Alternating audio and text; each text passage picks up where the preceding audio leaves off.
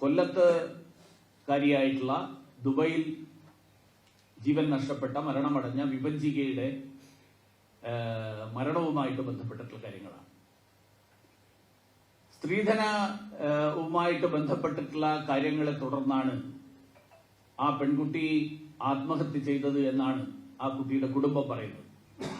ഇന്നലെ ആ കുടുംബത്തിന്റെ ആളുകൾ, അഭിഭാഷകൻ ഉൾപ്പെടെയുള്ള ആളുകൾ ബന്ധപ്പെട്ടിരുന്നു. അതിനെ തുടർന്ന് ദുബൈയിലെ ഇന്ത്യൻ കോൺസുലേറ്റ് ജനറലുമായിട്ട് നേരിട്ട് ഞാൻ സംസാരിച്ചിരുന്നു.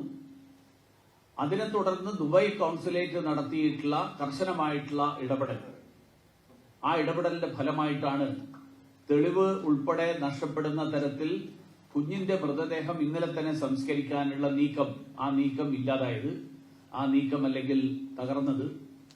കേരള ഗവൺമെന്റ് ഈ കാര്യത്തിൽ സ്ത്രീധനത്തിന്റെ പേരിൽ, തർക്കത്തിന്റെ പേരിൽ ജീവൻ നഷ്ടപ്പെട്ട ഒരു സാഹചര്യം ഉണ്ടായിട്ടുള്ള അങ്ങനെയുള്ള ഒരു മലയാളി, ആ മലയാളിയുടെ കുടുംബത്തോടൊപ്പം നിൽക്കണം.